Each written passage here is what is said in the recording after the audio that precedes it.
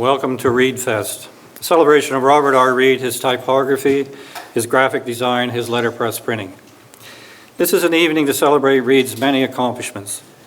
Reid's journey to become one of Canada's foremost typographers started early. It began inauspiciously with the receipt of rubber letters and a stamping pad, and from those first publications, there developed a lifelong passion appropriately brought together in his typographic journey, his memoir entitled Printing, a Lifelong Obsession. Robert visited my house recently, and after checking the various prints that are hanging on our walls, some of which were letterpress printed, Robert entered the room containing my modest book collection. We did the introductory tour, during which he professed little interest in my Middle East travel collection, little interest in my American politics collection, some interest in my Alden Nolan collection, but he was more than a little interested in my typographic periodicals and my modest private press collection, which includes many Bird and Bull and Fleece Press and a number of other imprints. A routine developed as we worked our way across the shelves examining the various volumes. Reid would hold the book, perhaps establishing some relationship, then open the book to the title page, analyze the title page, the use of type, perhaps illustration, and then moved on to the text block, which led to further examinations of the type in relation to the text, the illustrations. How did they all work together? Did they fit the text? And of course, the binding. His examinations of the book as a physical object was a complete analysis. The time passed all too quickly. I was reminded of a line Robert wrote in 1960, "The well-making of books is not merely a matter of money, it is a matter of intellect and social change." I have read and perused Reid's collective typographic memoir and think about the many people here in central Canada, in New Haven, in New York, but these are only locations. There are so many I would like to call up, There are so many people everywhere who have viewed the work, as well as those who have assisted, mentored, and those he has assisted, mentored, taught by his very fine and generous use of time. Celebrating Robert Reid is only natural and is a great pleasure for us to be doing. 4 individuals will begin the celebrations. Rollin Milroy, our first speaker, is proprietor of Heavenly Monkey, a very productive, innovative, and prestigious private press. Rollin has printed several books with a Reid connection, including the beautiful Reid's Leaves, a bibliography of Reid's publications during his Vancouver years of the 50s and the early 60s. Rollin?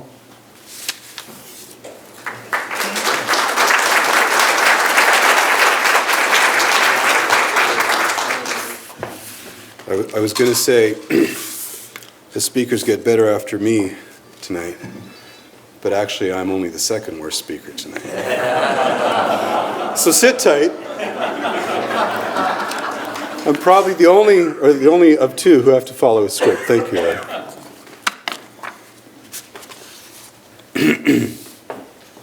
If I don't speak loud enough, please just yell at me if you want to hear what I'm saying. I've been given the impossible task of summarizing Bob Reid's 6 decades of designing and publishing books in 10 minutes. It's a career that started here in Vancouver, took him to Montreal and New York, and eventually back here. His name is attached to hundreds of books, and even he couldn't come up with a complete list of them. As I say, it's an impossible task, so I'm not even going to try. Instead, I'm going to spend my 10 minutes talking about a few of my favorite books from the various private presses of Robert Reid. It was actually through collecting these books that I first came to know Bob. And the books eventually led me to introduce myself to the man himself, at a time when I was first attempting to follow in his footsteps as a printer and a private press publisher. That was 7 years ago, and whatever successes I've had since then, whatever talents I've managed to muster and apply, is in no small part thanks to the influence of Bob and his work. About 10 years ago, I started learning how to print and bind books, and I was also collecting a lot of contemporary limited editions, what are often called fine press books. One day, early in my in my early and ugly efforts to learn letterpress printing. Don Stewart at McLeod's Books showed me a book he thought I might want. It was Bob Reid's first book, called The Fraser Mines Vindicated. It's as pure an example of traditional private press publishing as you can hope to see. The typography was restrained, and the printing was beautiful. I remember thinking at the time, if this guy could make a book this good in his first try, what hope did I ever have? Luckily for me, I persisted, and rather than discouraging my efforts, the Fraser Mines became an inspiration. And my interest in Robert Reid was piqued. His books were not easy to find, so my collector's gene said I must find them. It was this combination of my interest as a collector and budding private press publisher that led me to call Bob and ask if we could meet. I wanted to pitch the idea of publishing a bibliography of the 5 limited editions that he'd published in Vancouver between 1949 and 1962. Given that the books aren't widely known or seen, I thought a bibliography with sample pages would be of interest to collectors. I had no idea how Bob would feel about working with some kid from out of nowhere, but I needn't have worried. One of the greatest things about Bob is his enthusiasm for all things related to printing and books. We published the bibliography in 2001. It's called Reid's Leaves. It was the spark for several subsequent collaborations and probably the single most significant friendship in my career as a publisher. One thing to remember while I flip through these slides of the books Bob published in the 50s and early 60s is that there really wasn't much of this kind of publishing going on in Canada at the time. The great private press tradition that had bloomed in the United Kingdom at the start of the 20th century and quickly took hold in the US never really caught on up here in quite the same way. For the first half of the last century, there were no great private presses in Canada. Bob Reid was the first person in Canada to issue a series of books that fit what would commonly be recognized as the private press tradition of the time. My jealousy over his success with the Fraser Mines was somewhat alleviated when I discovered it wasn't exactly his first foray into printing. He'd been at it since about the age of 10, when he'd received a little tin press with rubber type for Christmas. His interest in printing continued through his teens, and it was seeing a beautiful book on display at the UBC library that made him want to try printing an actual book. He asked the librarian, Kay Lamb, to suggest a suitable title, and was directed to the Fraser Mines Vindicated. At the time, some claimed this was the first book printed in BC. By the late 1940s, when Bob was at university, there were only a handful of copies known, so it seemed a worthwhile effort to reprint it. Bob spent 2 years copying out the text, setting the type, and printing the book 2 pages at a time. He had it elegantly bound in quarter leather with paper he'd marbled himself. And this binding is important because it's one of the first indications that Bob really had a designer's eye for the book as a cohesive whole. He wasn't just looking at it from the perspective of a printer or a typographer. The book's Gold Rush theme helped ensure its appeal among collectors, especially in the US, and the edition sold out. It also got Bob into the prestigious Rounce and Coffin Club's annual Best Books of the Year show in Los Angeles. Last spring, he and I published a small book that told the story of him driving down the coast that year to see the show and stopping in San Francisco to meet all the famous printers working there at the time. When he got back to Vancouver, he'd made up his mind that his career lay in printing. But building a printing business meant he wouldn't get around to publishing another book for 9 years. During the 50s, he started Graphos Press and did a wide range of commercial design and printing. He met and worked with Takao Tanabe, George Kuthan, Bill Reid, Roy Cayuca, and a number of other well-known Vancouver artists from that period. He started teaching typography at the Vancouver Art School. He designed and printed BC Library Quarterly, peppering issues with lino cuts and engravings from artist friends and students. He became typographic advisor to UBC Press and designed a number of their publications. He worked with George Woodcock, designing the early issues of Canadian Literature Review. He also got married and had 4 children. In 1958, Bob, working with TAC, got around to undertaking a second limited edition. This was another BC historical reprint, a monograph on gold processing. Once again, the book was an example of flawless traditional private press publishing. The original plan was for TAC and Bob's wife Felicity to bind the edition of 275 copies in quarter leather with marbled papers made by their friend Sherry Grauer. TAC and Felicity got through some of the books, but eventually most of the edition was sent off to Fritz Brunn in Victoria. An interesting aside about gold, the original prospectus called for 10 deluxe copies bound in full leather. They never ended up getting done. A few years ago, some unbound copies came our way, thanks to Stephen Lunsford, and we came up with the idea of issuing the long-promised 10 deluxe copies. I printed an afterword explaining their delay, and Claudia Cohen in Seattle came up with this stunning binding, incorporating TAC and Bob's press device in the front board. Gold seemed to reignite Bob's interest in publishing books. Just a year later, he issued the Journal of Norman Lee. This is perhaps Bob's most important piece of publishing, as it was a previously unknown manuscript about a cattle drive up the interior of BC in 1898.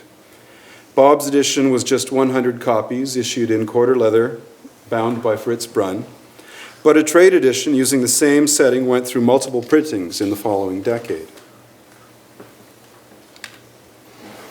In 1960, Bob issued what may be his best-known limited edition, Cuthan's Menagerie of Interesting Zoo Animals. The story of this book's creation could take a whole evening itself. Suffice to say that it was a real tour de force of color printing and bookmaking. Only about half the edition of 130 copies was issued. In 2003, again thanks to Stephen Lunsford, I issued the remaining unbound copies with a new introduction by Bob, under the title, Cuthan's Menagerie Completed. Most of the edition went to collectors and libraries in the US. It was very satisfying to see the book come back after 40 years and reach a whole new audience who'd not been aware of George Cuthan's career or his talent. Bob's last limited edition before leaving Vancouver was Greaves' Sirs. This was the first collection of poems by John Newlove, who went on to become a very highly regarded poet in Canada. The book was much more modern in design and feel than Bob's earlier projects, and appropriately so for the content. That same year, Bob got a Canada Council travel grant, and he toured the world visiting type foundries and paper makers and anyone else related to printing and publishing he could find. In 1963, Bob accepted the post of in-house designer with McGill University Press in Montreal. Peter McNally is going to talk a bit more about this in a few minutes, and I'll just mention what I consider a high spot not just in Bob's career, but in publishing in Canada's history. In addition to designing the press's many academic titles, Bob undertook a number of limited edition projects. The first was Lawrence Landy's Bibliography of Canadiana. This is an incredible piece of publishing. The entire book, which is 400 and some pages, is printed letterpress. It has dozens of wonderful facsimiles printed on papers that Bob brought in from all across Europe. He even had 75 copies done up in deluxe full leather bindings, again drawing on some of the contacts he'd made during his tour the year before. In 1974, he left Montreal for New York, where he launched a career packaging books for major trade publishers. But Bob still had lead in his veins. And he couldn't stop himself from collecting presses, including a Vandercook that he found abandoned on the street in New York, and linotypecasters and all the other stuff you simply have to have. And pretty soon he had a print shop in New Haven. It was basically a place for Bob and his partner Terry Berger to play. They christened it At the Sign of the Griffin, and through the 80s they issued a handful of items. They did a series of 5 broadsides, including this fantastic reprint of a Betty Boop comic. They printed the black from a large line engraving, and then Bob cut individual lino cuts for each of the colors. One of the many interests Bob and I share is comics. Part of the fun with Bob is that his passion for design and printing encompasses just about everything. He doesn't suffer from that paralyzing stuffiness that can sometimes afflict people involved with things like printing and design. The only actual book publication that came out of At the Sign of the Griffin was a single signature, 8-page, oversized comic called Pixie Meat. It was a collaboration between Gary Panter, Charles Burns, and Tom DeHaven, all of whom were and are very well-known names in the field of comics. It was printed for a bookseller in Massachusetts and issued as a signed limited edition of 200 copies.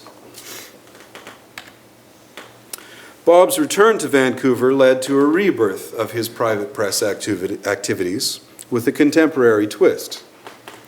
While Bob's love for letterpress and metal type is unquestioned, he was among the first to see the potential for digital printing technologies.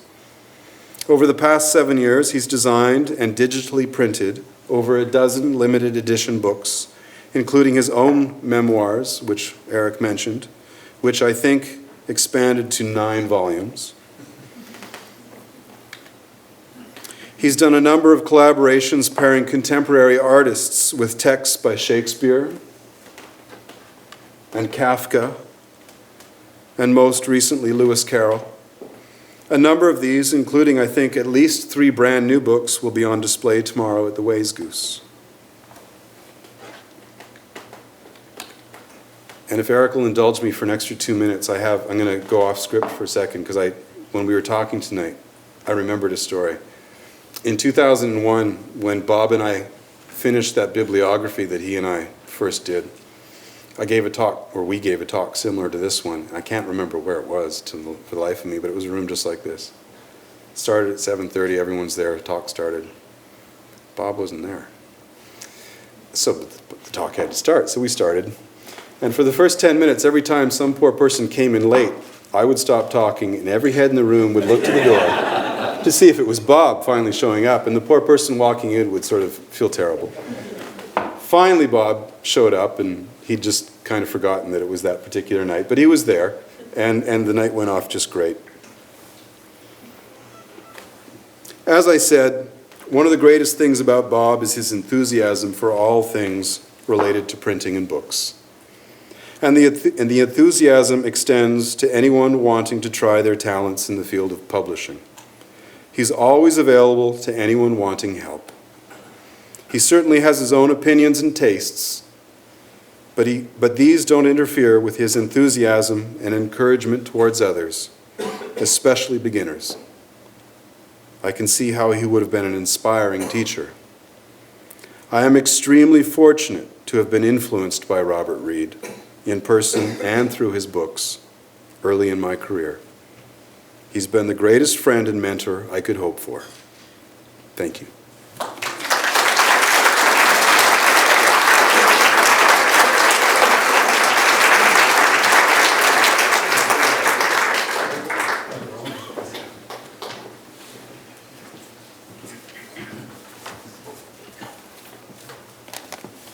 Our next speaker is Charlie Mayrs. He was one of 4 brothers who attended the Vancouver School of Art.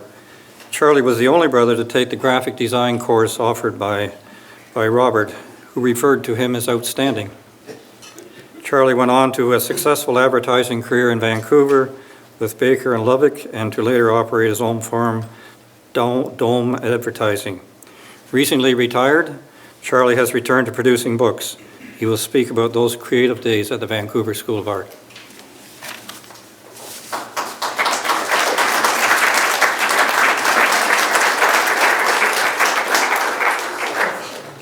It's a hard act to follow. Rollin says that was very good, Rollin, and I don't have pictures, so you're going to have to listen to me drone on a bit. But Bob, happy 80th birthday to you. Isn't it amazing that that guy is 80 years old? I can't believe it, really. I first met Bob 50 years ago this year. I was 17 years old and was entering my first year at the Vancouver School of Art. I don't know what I was expecting when I walked into Bob's design class, but I know I wasn't expecting anyone like Bob. Here was this rumpled, casual-looking instructor, little round glasses. This was even before John Lennon. Sporting a brown tweed jacket with a striped shirt and one of those handsome 1950s hand-knitted ties. You're probably all too young to remember those hand-knitted ties, but everybody was wearing them then. But after that first impression, things changed quickly. Over the following years, Bob became known to all his students as an amazingly knowledgeable mentor. He took a bunch of teenagers, which we all were. We were teenagers. And he turned us into respectable, if not good, graphic designers. One of Bob's greatest attributes was his ability to let you know with a single look or a very short comment whether your work met his high standards. I remember my first attempt at letterpress printing. I did a lino cut of a decorative candlestick. It was for a Christmas card that I was printing on a little hand press that I had at home. Being very proud of the results, I took it to Bob at the school. And Bob peered over his glasses and he ran his fingers over the Christmas card to feel the depth of the imprint, then turned to me and said in a very quiet voice, "Nice try, Charlie." I knew then I would never become a printer. You know, there are hundreds, if not thousands, of Bob Reid stories out there. So I asked a few other art school classmates of the 1950s if they would like to contribute some thoughts about Bob. And I contacted 5 students, and every single one of them enthusiastically replied, yes, they'd like to say something about Bob. I know if I asked a dozen or 50, they all would have said the same thing. We want to talk about Bob. So here are the other students, and I'll be reading out their comments. The first is from Norm Takeuchi. After art school, Norm became an exhibition designer for the Canadian government. He lives in Ottawa now and is still a designer and a painter. One of his latest designs, just coincidentally, was of the Vancouver street banners this past summer that were on the Broad Street bridges in Georgia Street of the Kimonas, and this was one of Bob's students. And this is what Norm has to say. When I was at art school, I realized Bob Reid was one of those very special people. He had a deep passion for typography, and this passion infected all his students. The word typography was new to me, but I soon learned to appreciate the unique beauty of letter forms, typefaces, and most importantly, to experience the pleasure of actually drawing letters. Thank God, Bob, you were there before Letterset. Bob, you also inadvertently introduced me to classical music. The class project was to design an album cover for Stravinsky's Firebird Suite. While the music was strange to my rock and roll ears, it was nevertheless the start of my love for classical music. However, my album cover design was far less memorable, as I have no recollection of it at all. Bob, all of the things you taught me so long ago enriched my life as a graphic designer, and the fondness you instilled in me for the art has not diminished. My sincere congratulations to you on the recognition you are receiving tonight. And that's from Norm Takeuchi. The next comments are from Dennis Badgley, and Dennis and his wife are in the audience tonight. After art school, Dennis and his wife Carol, who also went to art school, lived in England and Spain for a few years, then returned to the Lower Mainland, where Dennis became a graphic designer for the city of Burnaby. And these are Dennis's comments. Hello to you, Bob, and congratulations. The first time I realized how much you influenced your students was when I got married. That was during my last year of art school. No, it had nothing to do with my wedding itself, but it was my wedding invitation, which was designed by another student disciple of yours, Bev Leach. Bev had created a beautiful lino cut, which was printed in deep, rich silver, showing my initials and my wife's intertwined in a bold Romanesque style. Inside the invitation, the wedding details were hand-set in our favorite typeface of the 1950s, Helvetica Light Italics, and of course, letterpress printed and what else but on Deckle-Edge Strathmore. In my later career, I would often think of you when selecting paper or specifying type and be reminded of the level of the sophistication that you brought to me during my student years. Thank you so much, Bob. And that's from Dennis Badgley. Another ex-student who Bob knows very well was Hugh Michelson. Hugh lives in Lindsay, Ontario right now. After art school, Hugh became a designer, typographer, and printer, and was owner of his own print shop called Harwood Press. And this is Hugh's words to Bob. I first met Bob when I went into third year graphic design. The two of us got along great. I would design something, and after Bob's approval, I would set the type and print it on the school press. I remember one of the Bob Reid highlights happened the following February. I was hand-setting some type and asked Bob, who was sitting in the only chair in the press room, a question. There was no answer, so I asked him again. Still no answer. I turned around and was startled to hear my question answered with a very loud snore. Bob was sound asleep. Over the years, we've remained in contact, and some 15 years ago, Bob decided to close his print shop in New Haven, Connecticut, and asked me if I would like any of his equipment. I rented a truck, drove back to Toronto with 2 presses, a linotype machine, galley racks, about 1,000 pounds of foundry type, and the manuscript for George Woodcock's play, The Islands of Demons, and with Bob emphatically saying, Hugh, you must print this. So I did, and it only took me 3.5 years to do it. And as a side note, both our print shops, Bob's and mine, the type, galleys, presses, everything, are now expressing themselves at Mount Allison University in Sackville, Nova Scotia. So Bob, to you I say, it's been great fun. Congratulations on your special evening. And here's another art school kid who did well. We're all nearly 70 years old, so there we are. Ted Larson, and Ted is in the audience tonight with his wife. Ted and his wife, Pat, are here tonight and flew in from Toronto to be part of the Reidfest celebrations. For many years, Ted was the owner of the Oasis Creative Group in Toronto. He was also a founding member of the Canadian Association of Photographers and Illustrators. And here are Ted's comments. Greetings, Bob. It's good to be here tonight to honor your achievements, but for some of us, it's to recall special memories of what we learned from a master during our years at the art school. I remember a small corner room with a foot-banging sewing machine of a press. I also remember locking up in a chase the newly arrived jewelry called foundry type.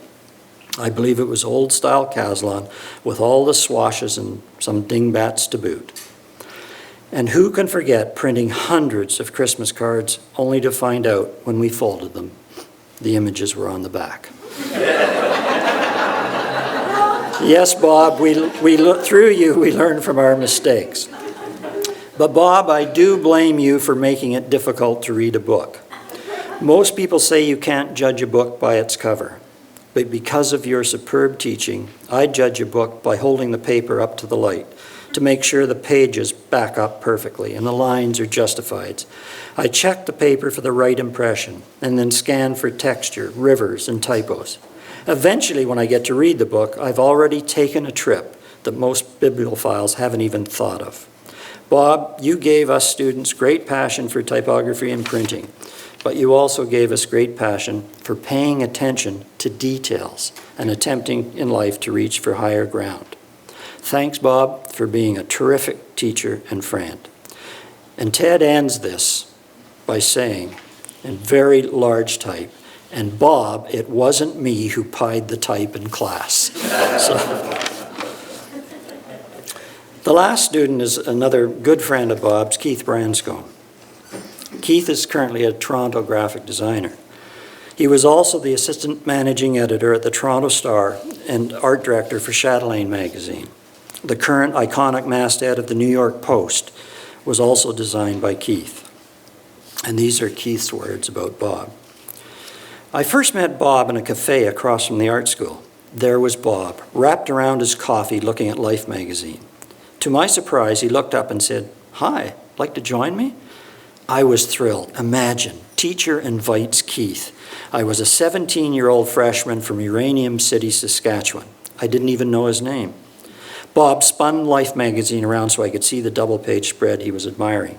Wow, what a layout, he said. What do you think?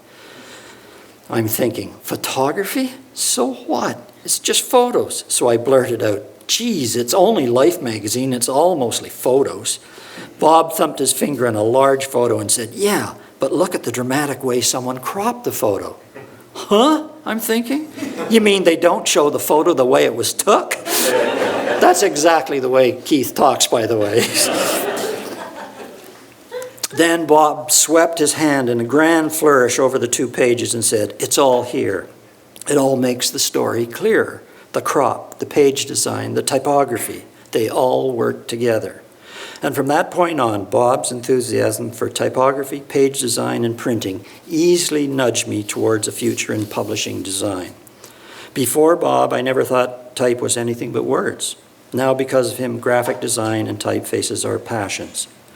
In fact, when our daughter was born, we named her Caslon. And that is true. Keith named his daughter Caslon.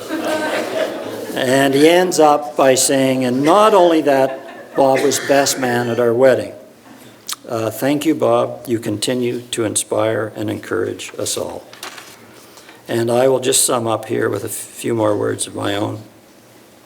Bob, what you taught us, all of us, was how to look differently at graphic design. You taught us how to respect the beautiful art of letterpress printing. You showed us how to choose the best papers for printing wood and lino cuts and blind embossing and gold foil stamping. And you made us understand the true beauty of type and letter forms. But best of all, you taught us how to use white space. A single word or a phrase or a symbol in the middle of a magnificent paper stock was as powerful as anything we students could imagine. And now, 50 years later, while working with you, Bob, within the past month in designing my latest book, you have only confirmed what I've always known. And that is that Bob Reid is very, very cool. And Bob, you were cool long before the word was invented. So to you, Bob, on behalf of myself and all the other students that were lucky enough to have you, thanks so much. Thank you.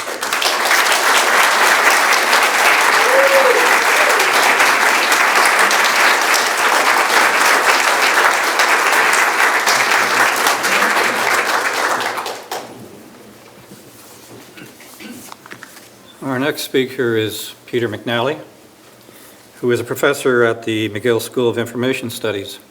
Early in his career, he worked in the Landy collection. For a few years, Robert Reid spoke to Peter's History of the Book class on typography. In addition to having a life position as chair of the Canadian Library Association's Library History Interest Group, Peter is also working on the latest volume in the history of McGill University, which will include Reid's years at McGill. Peter?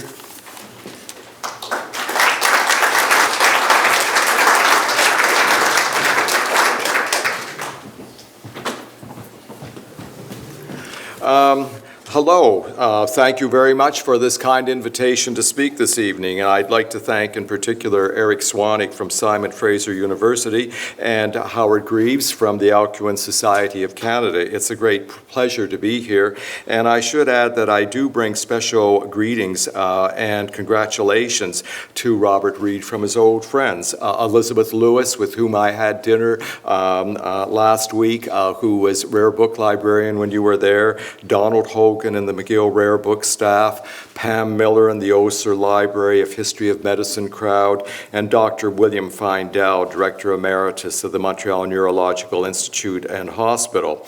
And these are people who interacted so closely with Robert during his years at McGill, who remember him fondly, but it's more than remembering him fondly, it's remembering the great gifts which he brought to McGill. And so therefore, I'd like to speak about his his 13 years in Montreal, 63 to 1976, which by his own account were the most creative years in his professional life and the subject of 2 volumes in his recently published autobiography. Robert came to Montreal in 1963 to work at the newly established McGill University Press, which at that time was only the second university press in Canada. It had been established just 2 years earlier in 1961. Robert's job was to be, quote, designer and production manager. And I think that this title proved to be extremely important and relevant from our perspective. He was, in other words, meant to be more than just a book designer. In his own words, he was to become a book maker. He was involved with imaginative design, with illustrations, color. Remember, it was only in the 1960s that color printing became a commonplace with Canadian book publishing. Paper, typeface, technology, both old technology and new technology. He knew about the traditional letterpress printing, but he was also familiar with all of the current developments of a technological nature that were being introduced in the 1960s. But the question then has to be asked, how was Robert able to bring these gifts to McGill? Well, it was because, of course, of British Columbia. Robert did not come unformed. He wasn't chosen just for the sake of a potential. He was chosen for this position because of the reality of what he had accomplished here. His background and experience with studying and teaching, he had thoroughly mastered the theory, the principles, and the practices of printing. His education in history and design, he taught it as well, as we've heard. Printing, of course, his own private press. Commercial printing, Morris Printing over in Victoria, with which he was very familiar and where he had worked closely. Printing technology, and then the various people from British Columbia who accompanied him to Montreal, and I'm thinking of 2 in particular, Ib Christensen and Bev Leach. Very knowledgeable printer in the case of Ib Christensen, a great designer with Bev Leach, and there were others as all. But there's another person, his secret weapon. I'm not sure he entirely realized it himself, but those of us who have access to the McGill University archives do. And this is that probably his strongest supporter at this time was McGill's principal from 1962 to 1970, H. Rock Robertson, himself from British Columbia, and indeed his collection of dictionaries today is part of the UBC Rare Book Department. Rock Robertson was a notable bibliophile and collector, and he knew of Robert's work, approved of it, and supported him. And so here we have in 1963-68, this era, when the McGill University Press is just being started, it also at that time, remember, had a full-scale printing operation. And Robert was able to bring the high standards of both private press publishing and commercial publishing to bear. What he was able to do at this time was to help establish the McGill University Press as a significant force, both in terms of the contents of the books, but also in terms of how they looked. And in those early years in the 60s, it was important that books be produced that were not only, from an editorial point of view, going to be significant, but that the world knew that they were there. And this is precisely what Robert was able to bring to bear because of his background with the book arts and the craft of printing. Now, I should, before we go looking in more depth at these books, mention a couple of other aspects of why I'm here and of Robert's influences at McGill. We have at McGill University what is would appear to be Canada's largest and most important collection on printing history and book design. It's called the Colgate Printing Collection. And Robert, of course, realized it was there. He used it directly. It became, for him, an important professional resource. It also became a source for ideas and inspiration. And I might add, Robert, in time, became one of its important benefactors because so many of his printings and publishings ended up there. Why am I here today, aside from the fact of my interest in McGill history? Well, Bob and I do, in fact, as Eric pointed out, have a rather an important personal connection with one another. First of all, between 1970 and 1972, I served as the first Landy librarian, McGill's outstanding collection of Canadiana. And it meant for those 2 years, I was using Bob's bibliography on a daily basis. Secondly, in 1972, 35 years ago, I began giving a course at McGill, a master's level course called The History of Books and Printing, and I might add, just 2 days ago, I had a session, and I'm giving it in the fall term this year. And for my first several years of giving the course, Bob was a sessional lecturer. He gave 3 or 4 lectures every year.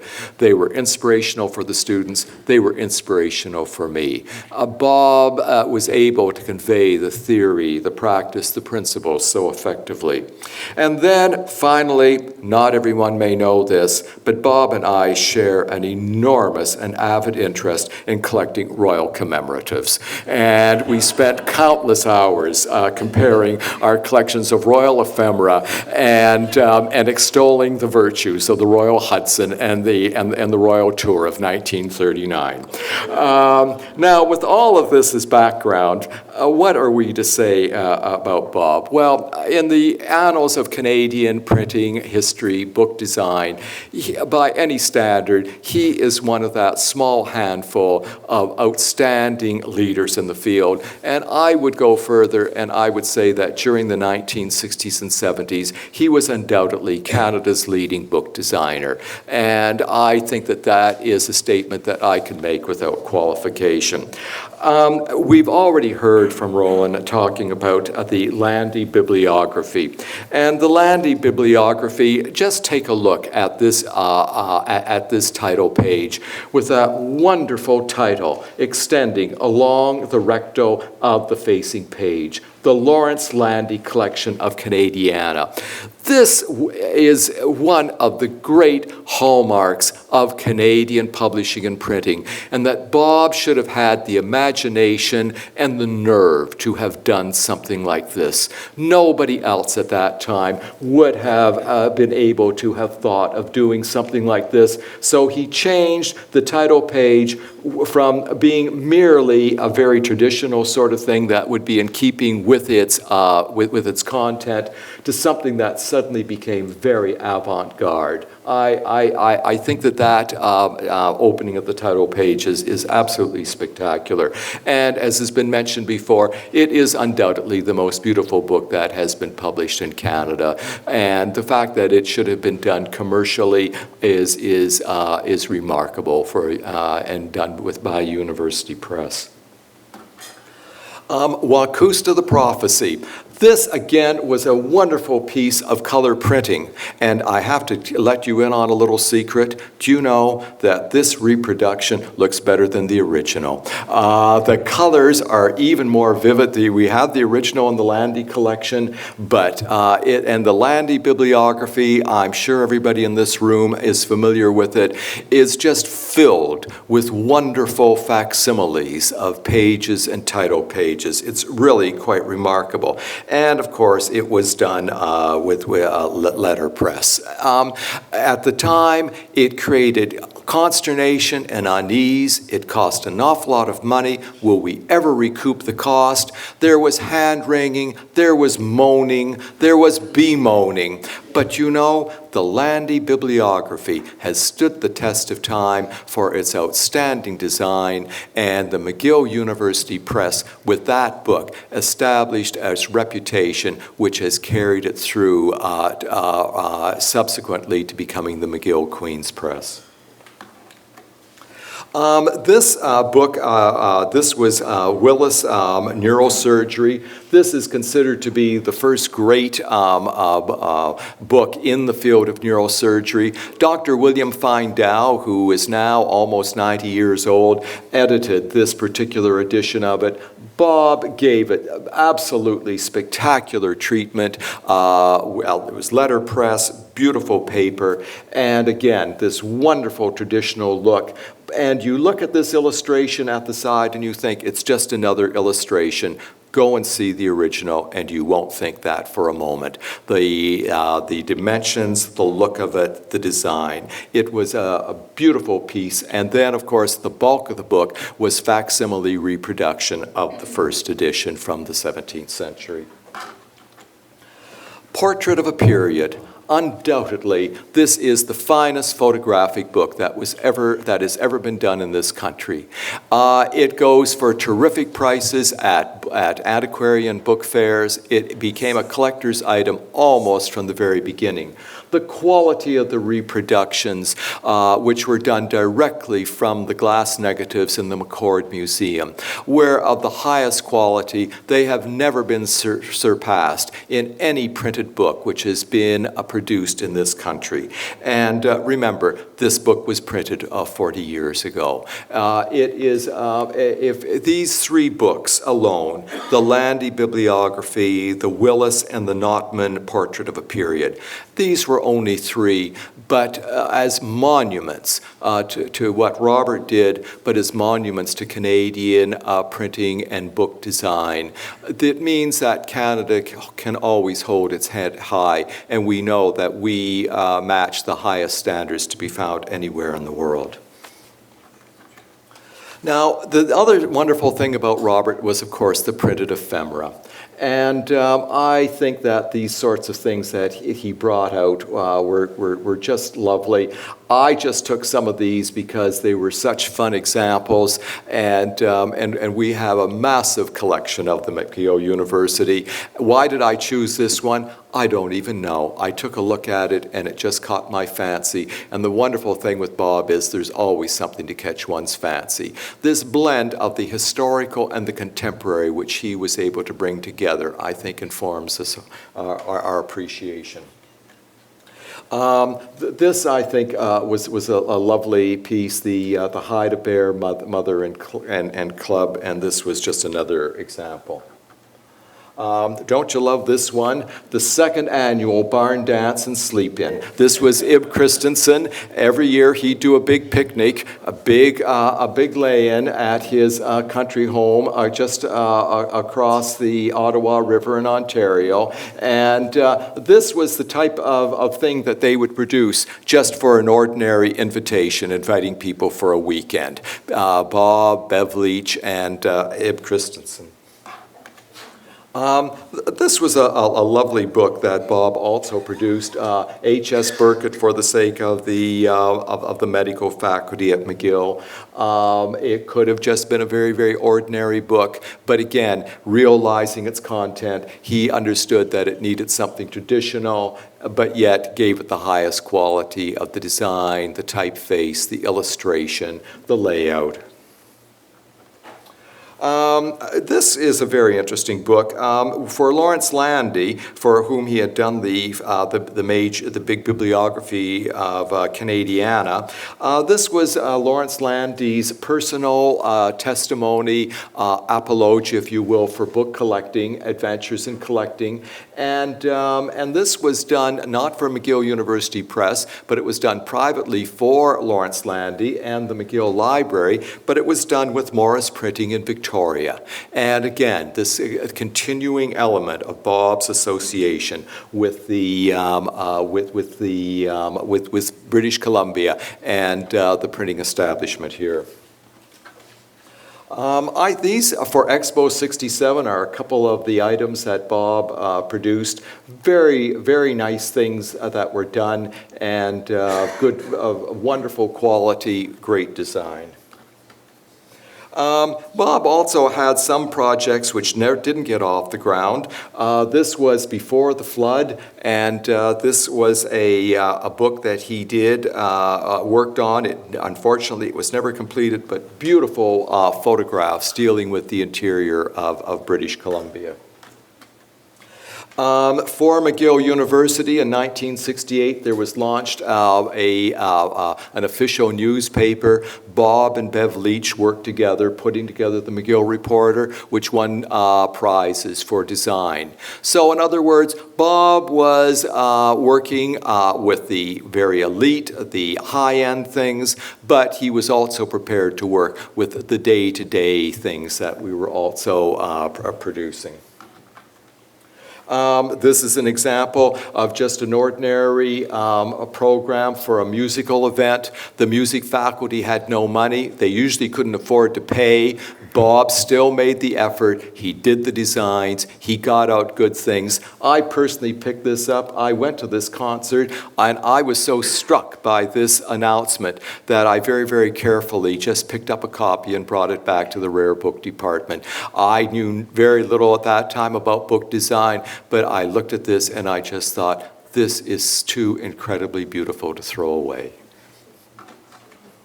Now we come to one of Bob's second greatest accomplishments, and this is the Salmon book.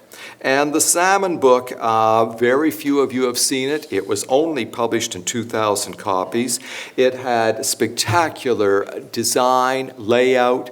It was organized to fit in its own special box.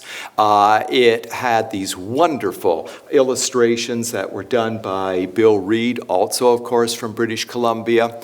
And it was paid for by our tax dollars at work. There were exactly 2,000 copies of it published, and guess how much it cost to publish these 2,000 copies? Well, if you want to know the answer, just think of a former prime minister and his plain brown paper bag filled with $300,000. Well, I don't know what Brian Mulroney has done with his $300,000, but I know what Bob Reid did with his $300,000. He produced this wonderful book, and Bob, I want you to know that in this room tonight there are 100 people that if you're called before the Gomery Commission or David Johnson, we're all going to be there just outside with placards defending you to the very end. Would that our former prime ministers took such good care of their brown paper bag money. This book, of course, is a wonderful example of the book as a diplomatic weapon. It was in the mid-70s. Bob was talking about it to my students in the History of Books and Printing course at McGill. The Canadian government was desperately trying to preserve the Canadian salmon industry and our rights in the Atlantic Pacific Ocean. And this book that Bob produced turned out to actually make the difference, and we won at the international conference, and the Canadian salmon industry was saved. Bob, you owe British Columbia and all of us. I think we all owe you a great debt of thanks. Now, however, Bob, there where you couldn't avoid just skirting one way or the other with the law, could you? First of all, there's this $300,000, and then, doggone it, didn't you decide you wanted to produce a book on the history of Canadian currency? The problem was, Bob, the quality of your reproductions was so good that the RCMP got involved and accused you of counterfeiting. And legal opinion was said that the only way the book could be published was by passing a special act of Parliament. And this is probably the third most beautiful book ever designed for Canada, except this one never saw the light of day. The RCMP nixed this one, but at least there was no taser gun, Bob. So. Now, this is the other thing. Bob's skirting the law. You know, Bob, he just can't get away from it. For Expo 67, Bob designed those stop stamps at the top Write that bottom line. These are the ones which were used instead for Christmas of '67. Now, I think we'll all agree that Bob's stamps that he designed at the top were by far the better, but for political reasons of one sort or another, they were never used. The difficulty is that a member of Bob's staff happened to see these stamps lying around and thought, oh, heck, why not just put one on a letter and mail it off? Well, that would have been just fine, except 3 weeks later, several burly RCMP officers showed up. Now, whether they had a laser gun with them, I don't know, but they promptly went around and seized every last one of them. And as Bob has pointed out, you can get away with almost anything in this country, but by God, don't try counterfeiting either money or stamps. You're going to get into big, big trouble. Now, I wouldn't want you to think that this means that everything that Bob does is just skirting the law or everything, because as I've mentioned, there is a part of Bob which is very true, loyal, and has nothing but elite sympathies. And this is where, of course, we really shared a great deal in common. And our collecting of royal commemoratives. And Bob, I don't know whether you have this one or not, but this is one of the ones from my personal collection. Yeah, if you don't have it, just eat your heart out.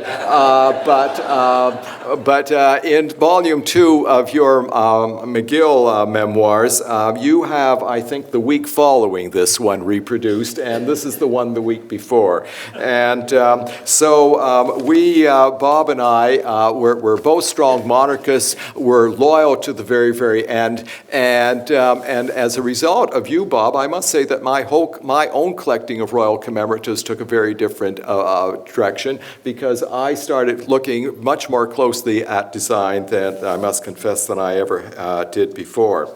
You, Bob, as I've said before, you have to be considered by any standards one of Canada's most important book designers. In fact, only one of a handful. From the 1960s and 70s, when you were in Montreal, you were undoubtedly the leading designer. And certainly from the perspective of McGill University, what your accomplishment in helping to establish the McGill University Press, making it, bringing out important books which are still collected today, which continue to be admired both for their content and for the way they look, means that McGill University owes you an enormous debt of thanks. Thank you very much.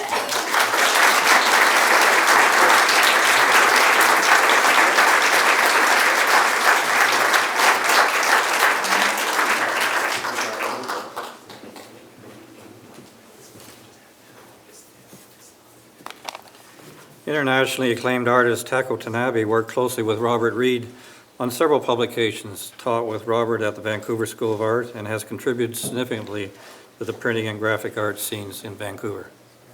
Mr. Tanabe.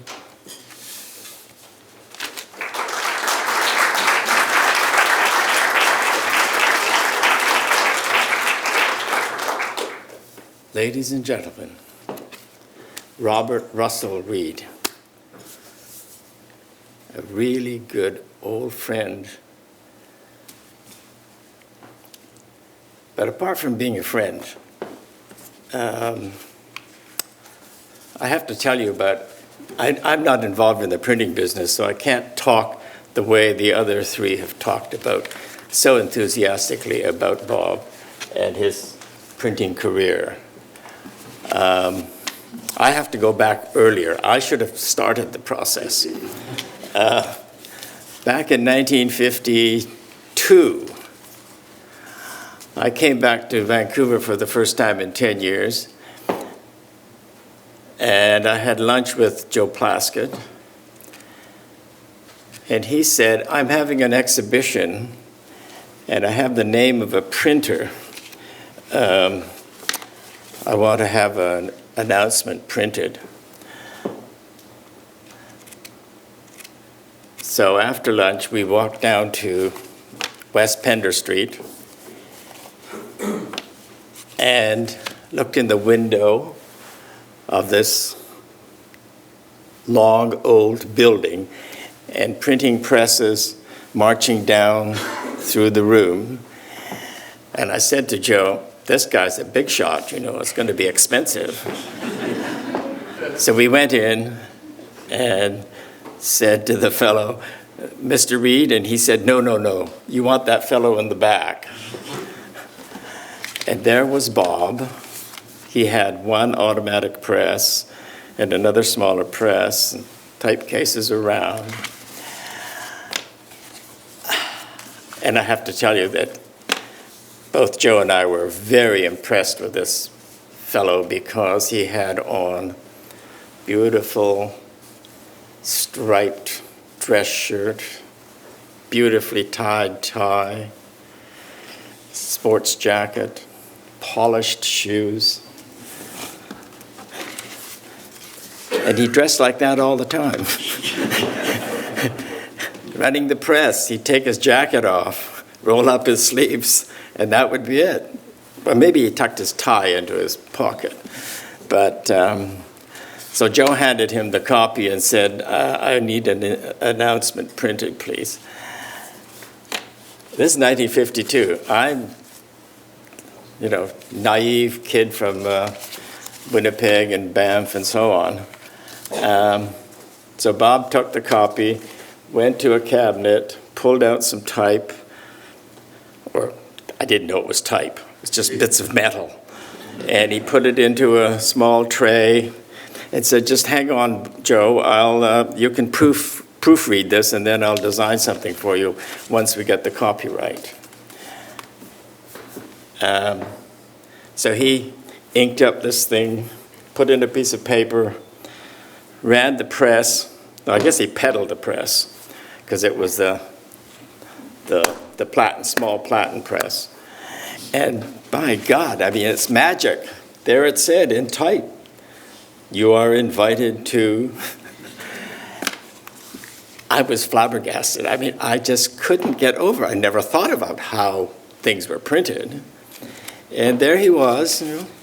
How do you like that, Joe? Is that okay? We could make your name bigger. But Joe was satisfied. He was satisfied with anything. And so we left.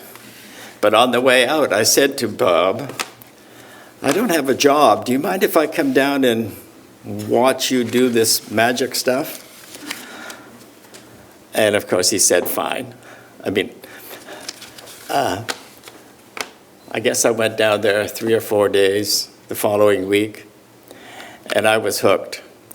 I had to learn how to do this. So I tentatively asked him if I could come and help him and learn to set some type and so on. And it was great. I had a lovely time. He taught me how to, a whole new vocabulary, pica, font, case, stick, frame, all these things. Wonderful stuff.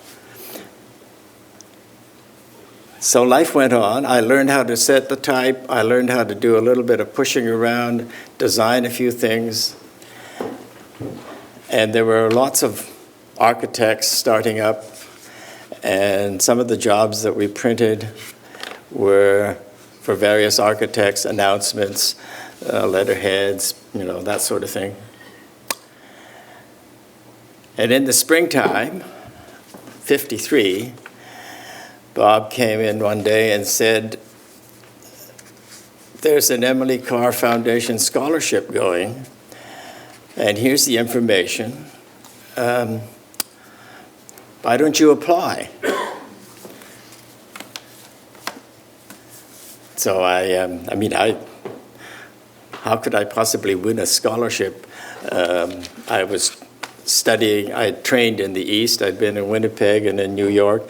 I didn't know anybody in Vancouver, but I did anyway. I entered. Sent a letter off to Lauren Harris saying I had to go to Europe.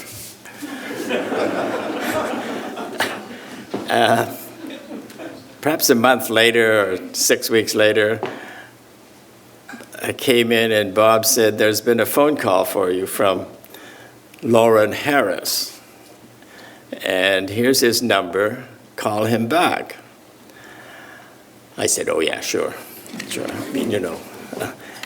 you're joking, you're pulling my leg, aren't you? He says, no, I'm not joking, no, it's... The following week he asked me again, and I said, no, I mean, I'm not going to embarrass myself by phoning this icon of Canadian art, Lauren Harrison, say, hi, I'm Takao Tanabe, can I have the scholarship? But anyway, Bob persuaded me that I should do it. And by God, I did win the scholarship. So that meant I only had about 7 months with Bob, but it was enough to capture my imagination. I mean, it was a wonderful start. Bob had a Morris Minor, lovely car, so I got to drive it to deliver little jobs and go and pick up things. And as I said, we knew some architects, and if they had designed a building or a house in West Van or North Van, Bob and I'd get in and drive around and look at it. In West Vancouver, this is 1953 now, some of the very early apartments were going up on the water, by the waterfront. So we went in to look at it and asked, how much does this lovely 2-bedroom apartment cost with a view out over English Bay? $15,000. Well, it's a reasonable price, isn't it? But of course, since I didn't have 2 pennies to rub, and he might have had a couple of pennies to rub together, but nowhere near 15,000.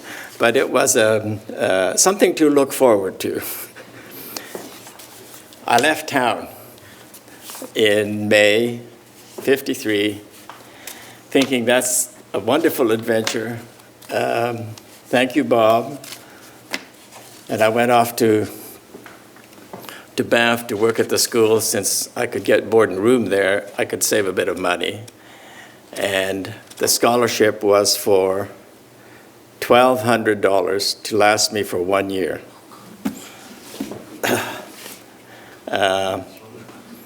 With the money I saved and a little bit of teaching I did in London, I did manage to stay there for 2 years.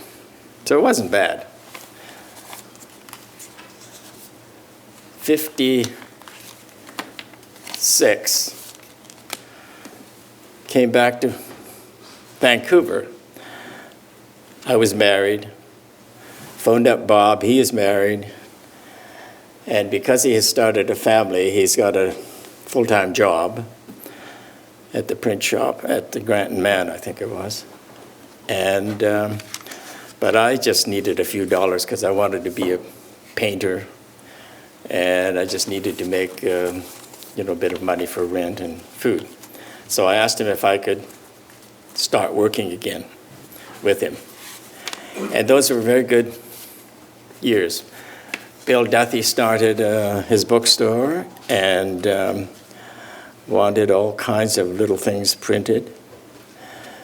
And as has been said earlier, in 1958, Bob asked me if I'd like to be co-publisher on Gold. And since I'd never done anything like this, this is a great adventure. Felicity and I read everything we could find on how to bind fine books. I don't think it was a great moneymaker, was it? But still, it didn't stop Bob. He just kept on going. I think I just backed off and said, thank you very much. There's one other story I have to tell you about Bob that he may have forgotten about, but he was instrumental, or he was the start of the organization that's now called the Arts Club Theater.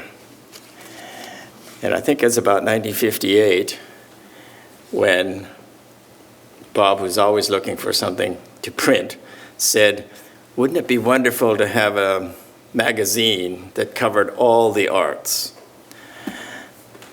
from painting to sculpture to theater to music and so on.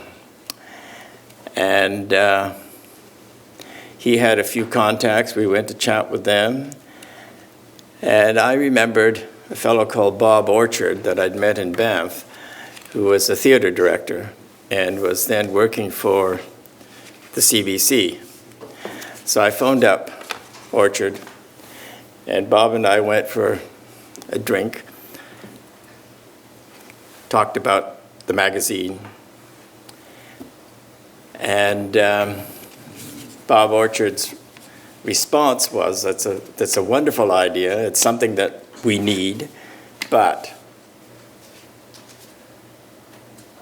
start an arts club, and then the club itself could be the publisher of the art magazine, could be the basis for the theater, for a theater, etc. And we did get the club off the ground, but Bob wasn't interested in clubs. He wanted to print, but we did get the club going. It was next door to the New Design Gallery on Pender Street.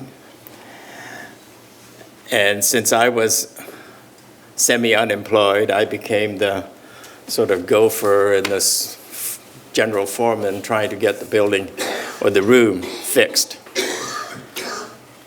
And eventually, well, not eventually, it didn't last that long. The club didn't last that long. But the strongest component of it was the theater group. And they would have little one-act plays and so on. And finally, the people who were involved in the theater part found another place on House Street, I think it was, that there was this set of rooms and an unused church that had a stage kind of thing. Or maybe it was a hall. But anyway, they were the strongest believers in this, and they took it over. They moved the club over to there, and it ran as a club for a while, but essentially it was a theater. And so today, still, we have the Arts Club Theater. And Bob Reid is the indirect founder.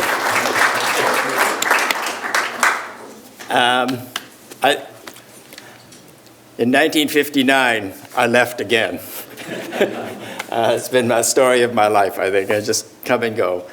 But over the years, my respect for Bob grows constantly. Here he is. He comes back from his great adventures in Montreal and New York and so on, and New Haven. And first thing he tells me is that he's printing more books. More books. I have an interest in books, but mostly to just read them, I think, these days. And even that's a chore with my problem with my eyes. But I have to say, I wish I had that kind of enthusiasm for my painting life. But carry on, Bob. And I know you will. You're a year younger than me, so you still have a lot of time. Yeah. Thanks.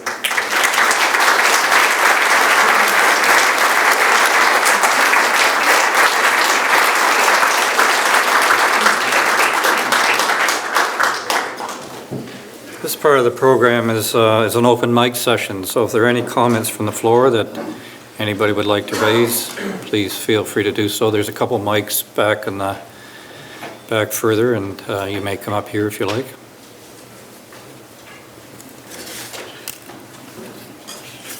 Before anybody decides to come up, I have a note here from Crispin and Jan Elstead of Barbarian Press, who unfortunately could not attend. He writes as follows: "We admire Bob Reid greatly as a printer and designer, as well as treasuring him as a generous friend and sympathetic colleague. Every craft thrives from continuing example and relies on masters to show the way. Bob has long been a superb exemplar to us all, and continues as a master. We wish him long life, health, and happiness and congratulate and thank him for being the first among equals in this rich and beguiling tradition of fine printing.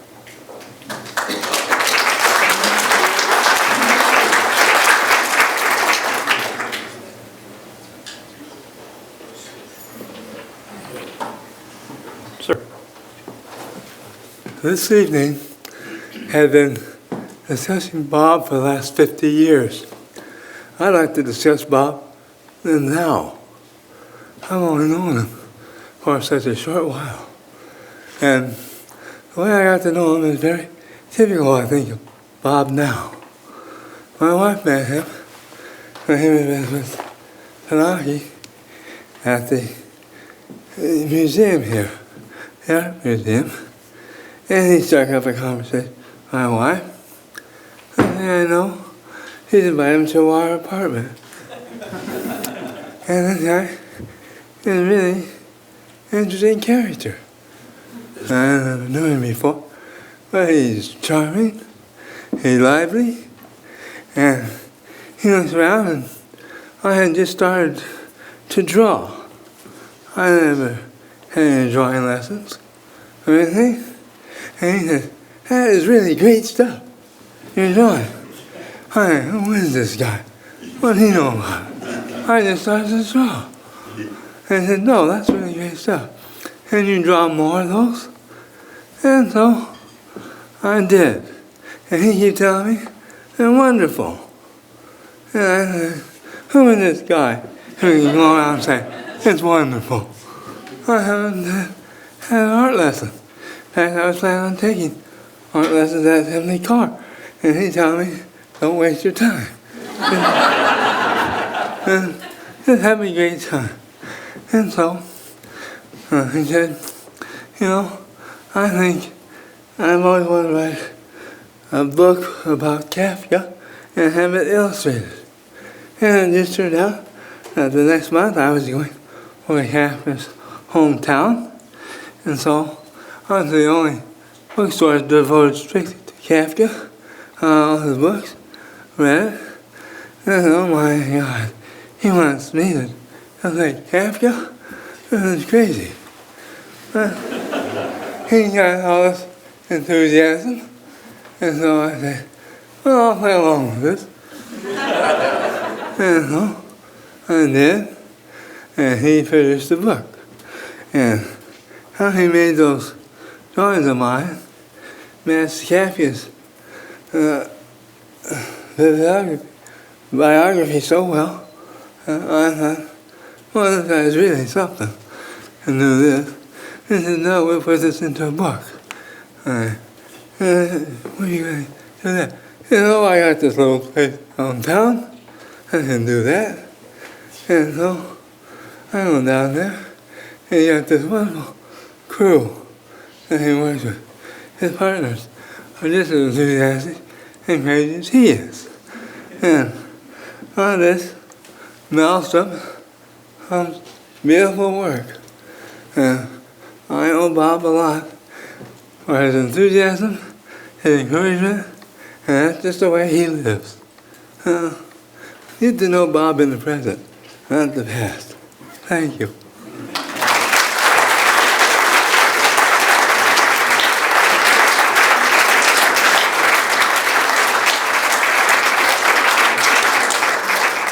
One of the things that I want to talk about, that I've been wanting to talk about, and why I wanted to come here tonight, is I wanted to tell everyone about Bob's generosity.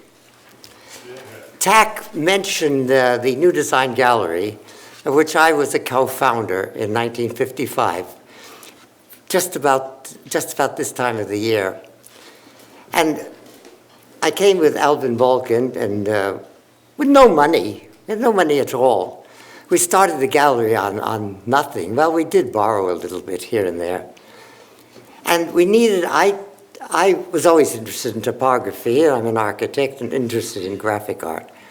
I had been influenced by the architectural, the British architectural magazine, Architectural Review, which at that time was carrying on a campaign after the war to elevate the quality of typography in England. But it was an international magazine, and it influenced all of us. I was just shortly out of architecture school at the time. And I saw a typeface that I said, I want this to be our logo. And I asked the people we were contacting, where could I get a printer who would have this particular typeface? And I remember it was Playbill was the name of it. Bob is nodding. And so we went to Bob, met him for the first time, told him what I wanted, told him the name of the gallery, the New Design Gallery. And in no time, I don't know, it was like some kind of, like from a magic wand, from his fingers, he put together the types, printed them in a black ink that I've never seen anything as black as that ever, on a piece of white paper, whiter than any paper I had ever seen. And I said to Bob, well, what should we pay you for this? No. And waved us away. I used that little logo for our stationery, for our cards, for all the invitations that went out, for the sign. And I've always had in the back of me that fear that one day we were going to be sued by Bob for infringing on the copyright. Never heard from Bob, of course not. What I want to also add is when Bob came back to Vancouver in the 90s, I met him. And of course, I went up to him enthusiastically. Oh, Bob, I'll never forget what you did for us. And Bob said, And that was his response. I'd like to mention, too, Tack was talking about the Arts Club, and which began 3 years later. And it was indeed Barb Orchard who was behind the inspiration for it. But Tack and I and Arthur Erickson and Jeff Massey and Jane Rule and several other people were the founders of the Arts Club. And I've always had a little tiff with Bill Millard, who, when the press comes to him and asks him when the Arts Club theater started, he always says 64. And I would say, Bill, it started in 58. And Tack and I, it was really one big space, which we found. It was an old printing shop, actually. An old printing shop on Pender Street, very large space. And we shared it. The Arts Club and the New Design Gallery shared that one space. And Tack and I built a movable wall so that he's putting his hands up to his eyes, a movable wall so that when the Arts Club had an affair, we could move the wall into the New Design Gallery. And when the New Design Gallery had an opening, we could move it back again. I don't want to hold you up anymore. Thank you, Bob.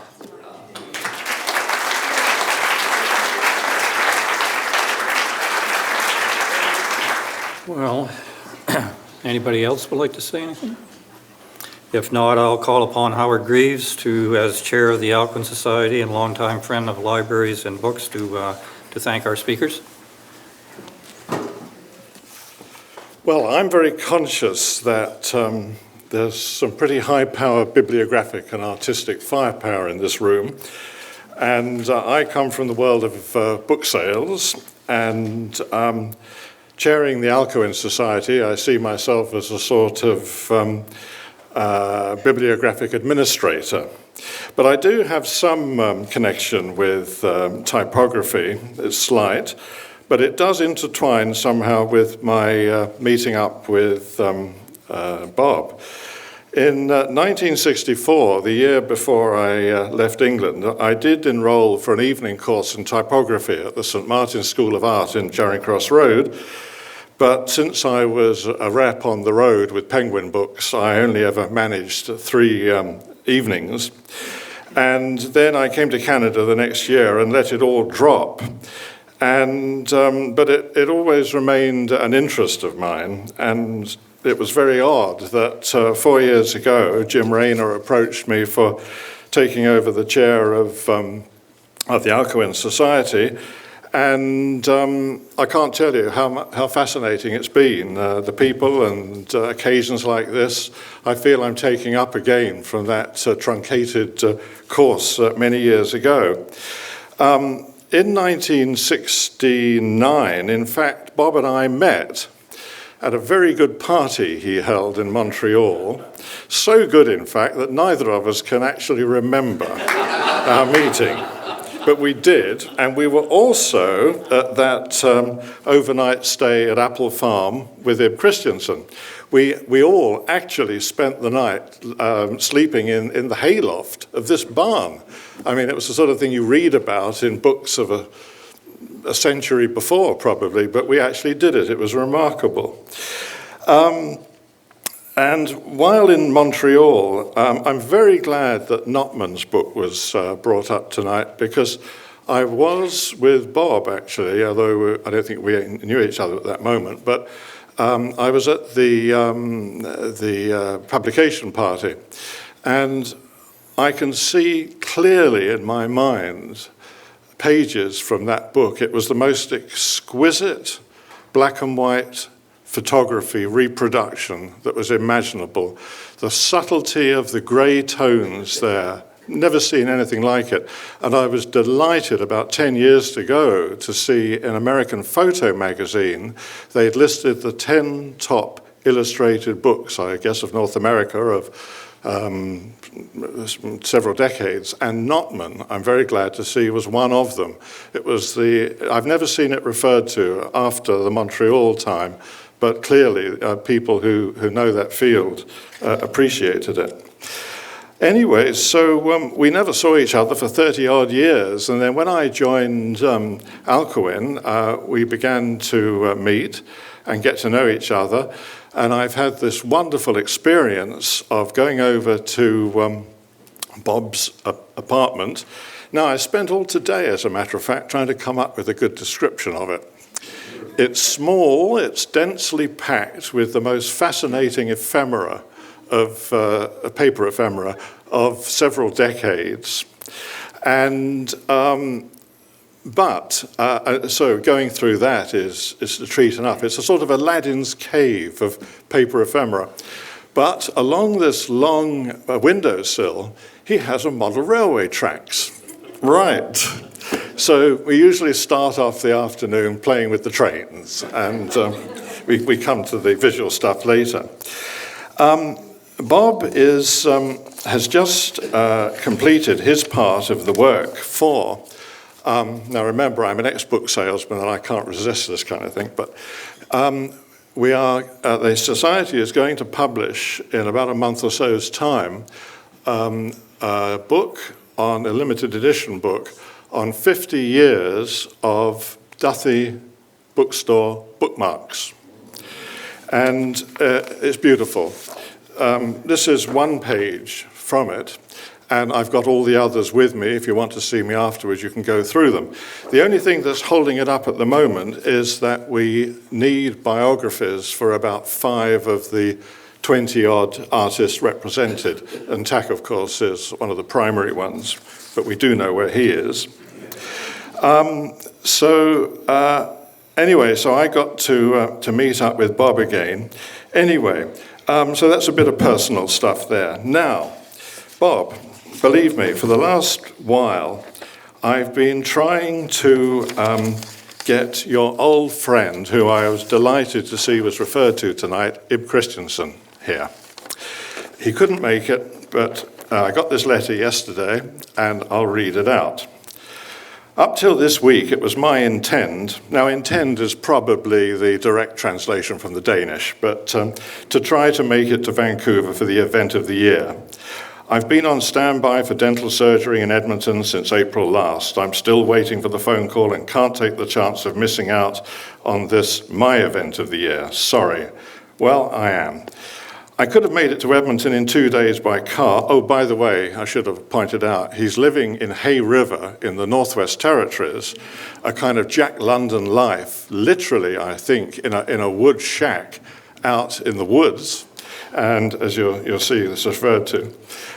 It would have meant at least a week away from home. It takes me 2 days of driving just to catch a plane from Edmonton. Had to find someone to look after my home, animals, and wood stove. Wood heat is the only heat I have in, and winter has arrived with -teens, as well as snow, enough for snowmobiles, which should be banned. The snow machines, not the snow. I even told my boys that I would travel to Vancouver to meet up with Uncle Bob, whom both boys remember as Bob has been the only uncle they ever had in Canada. Well, I wish you all, Bob, guests, Alcuin Society members, etc., all the best for a weekend of excitement. I will now have to wait till the sun comes out in the spring before coming out to Vancouver, and I'm sure I'll make it then. Now, I wrote back and said, well, at least give us an anecdote about Bob, and he sent this. During 1961, or the summer of 1962, at the home of Bob's in Burnaby, or New Westminster, where in the basement he had a small cylinder press and a foot-powered plate and press, type and bookbinding equipment, a real private press. Takao Tanabe, I think, was then doing a run of bookmarks for Duthie's books on the platen press, and I may have been printing the Vancouver Public Library Bulletin. As it were, Bob and I took a break from whatever we were doing and sat on the lawn behind the house. In entered a young fellow, we were all young then, introduced himself as John Newlove, and he asked Robert to read the poetry which he presented in the form of bits of scrap paper.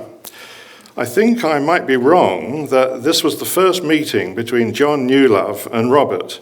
In any case, the private press of Robert Reid and Takao Tanabe decided to do an edition of 300 copies, and I had the pleasure of printing the edition on Bob's cylinder press.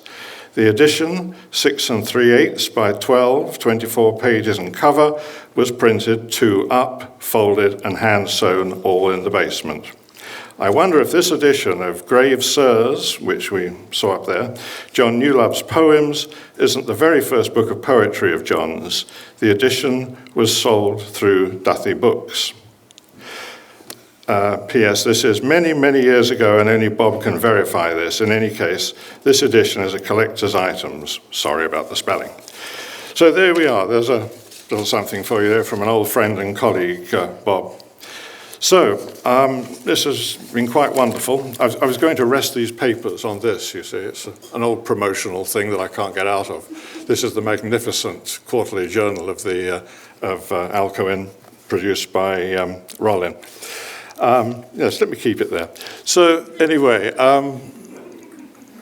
Bob, you've been a wonderful friend to the Society, to everybody around here. Your generosity has been referred to, and you share everything with anybody who's interested. It's quite wonderful.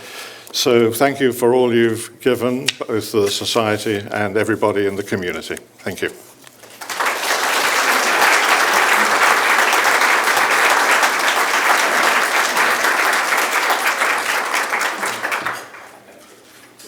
Thank you, Howard. I would like to call upon Yosef Wosk to present the Reid Award.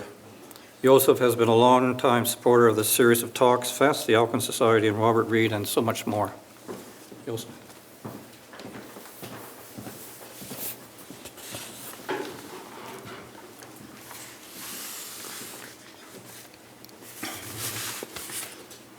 Bob, if this was a Scotch, I'd say L'chaim.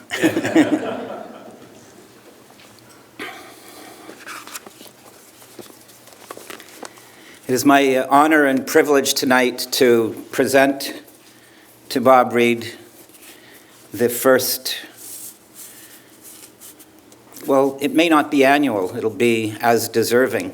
It's a very special award, a national award that we've spent in the Alcuin Society the last 3 years conceptualizing, designing, and defining. It will be called the Robert R. Reid Award for Excellence in Lifetime Achievement in Book Arts in Canada.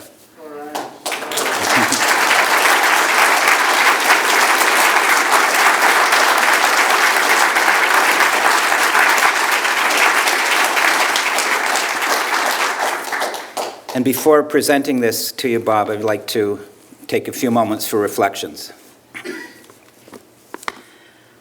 I will speak tonight on meeting a remarkable man, a man of letters and heart, of critical eye and demanding standards, a man who knows hot metal and warm wood, textured papers, marbled mixing, 10,000 fonts, and an ocean of inks. Robert Reid is certainly one of the most versatile and prolific print designers anyone has ever met. An authentic pioneer who has produced everything from limited edition masterpieces to ephemera, broadsides, newspapers, advertisements, and a million packaged books from major publishers. With one foot in the classical mechanics of the printing arts, he has also excelled in the modern era of digital design, and you can be assured on his desk right now are the workings of the next-to-be-published dream. Here is a man who collects widely, shares forever, teaches always, and who creates with the insatiable mind of Genesis. He drinks and smokes and loves the company of friends. His presence is gentle and soul deeply comforting. We are indeed fortunate to have this most unique man in our midst, someone who in Japan would be recognized as a living national treasure.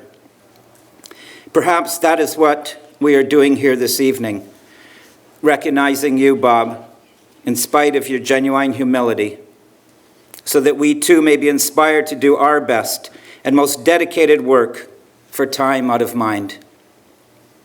You have touched on eternity, and she has blessed you in return.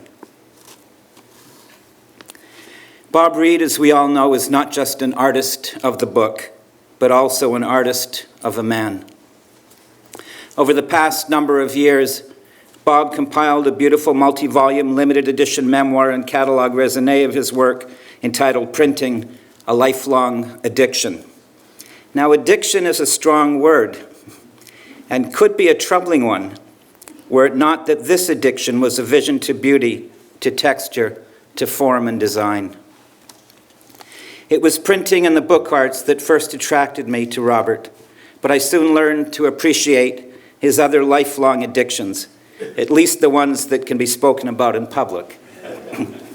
His passions for golf and a series of collections, his love of cars and model trains, his dedication to culture, a faith in humanity that ebbs and flows with tomorrow's headlines, but that is deeply rooted in his sense of social justice. His enjoyment of good conversation, devotion to family, and loyalty to friends. I saw in Robert Reid someone who was genuine and enthusiastic, curious, kind, and caring, someone who was always reading and sharing ideas, a true lifelong learner. His kindness as a friend or neighbor, as a husband, a lover, a father, and a brother, is felt by all who have encountered him in the various chapters of his long, creative, and prolific life. It has not always been an easy life. Tragedy was no stranger to his door. Here is a man among men, a mensch in our midst, whose generosity of spirit and always enthusiastic creative genius is obvious to anyone who stands in his presence for even a short time. Bob, the Alcuin Society is about to bestow this first award for lifetime achievement in the book arts in Canada. But first, in order to give us even greater perspective, and in a way of celebrating your birthday that was just a little over 2 weeks ago, I would like to review the year of your birth, 1927. I always knew that 27 was a momentous year, almost halfway between the war to end all wars and the next great conflagration that changed human history forever. But now we can attribute another milestone to that year, the birth of Robert R. Reid. To better appreciate what the world was like when you were born, to better understand the series of massive changes that you have lived through, I've gathered some comparison events that occurred in 1927. In science and transportation, the first commercial transatlantic telephone service was inaugurated between New York and London. Lindbergh completed the first solo nonstop flight across the Atlantic, and Pan Am Airways launched the first scheduled international flight. It was the last year of the Model T Ford, which was sold at a clearance price of $290 per vehicle. Philo T. Farnsworth, then only 21, succeeded in transmitting an image through purely electronic means. This led to what later became known as the television. In entertainment and the arts, the Oscars were first awarded. Fritz Lang's Metropolis premiered, and the era of talking pictures arrived with the opening of The Jazz Singer and Al Jolson's opening prophetic words, wait a minute, you ain't heard nothing yet." Work on Mount Rushmore began. Duke Ellington opened at the Cotton Club in Harlem, and Hermann Hesse published Steppenwolf. In sports, the Harlem Globetrotters played their first game. Babe Ruth hit 60 home runs, and one of the greatest Yankee teams ever swept the World Series. Byron Nelson and Ben Hogan, two of Bob's icons, were both 15 years old. And by the way, that was also the year that golfers in South Carolina were arrested for violating the Sunday Sabbath laws. In politics, the US and Canada established diplomatic relations independently of Great Britain. Hitler held the first Nazi meeting in Berlin. Stalin became the undisputed ruler of the Soviet Union, and Mao Zedong led a peasant uprising in Hunan province. Sacco and Vanzetti were executed. Bob, you were only 9 years old at Christmas time when you found your first printing press, as mentioned, tin with rubber type in the toy department of the Hudson's Bay Company. And now, almost 71 years to the day of being given your first press, you sit here in the presence of your friends, family, and peers, in the witness of master printers and gently mad bibliophiles, those whose passion embraces the noble craft of printing, those who know, like the mystics, that every word can create a world if only properly expressed in the great chain of being, spirit to breath, mind to matter, and ink to paper. You were born with a gift that you then cultivated like a diligent gardener. Granted a glimpse of the heart of heaven, your art came to reflect universal archetypes in the cradle of a page. May you, our friend and mentor, be blessed to continue this most favorable addiction for many healthy years to come.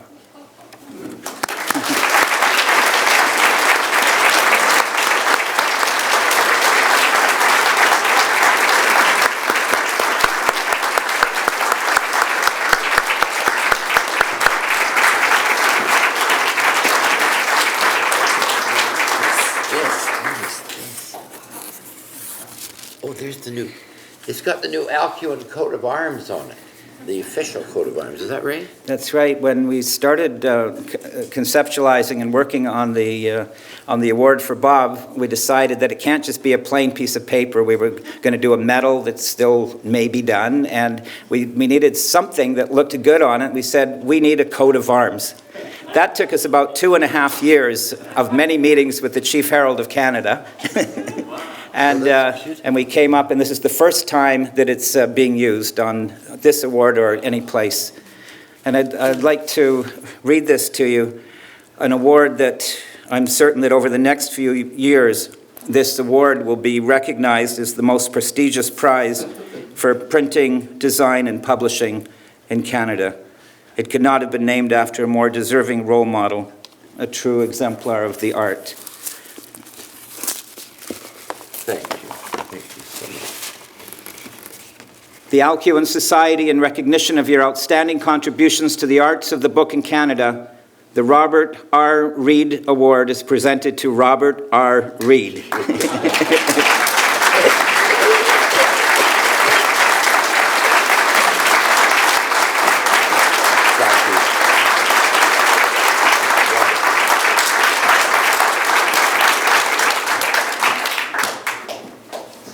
Well, this is a complete surprise. I didn't expect this.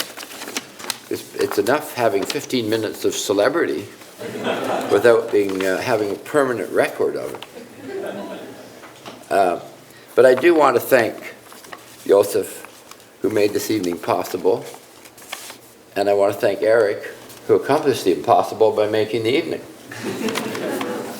And Rollin for his wonderful work on doing this website for me and helping me sew the booklets that you've been given as you came in tonight.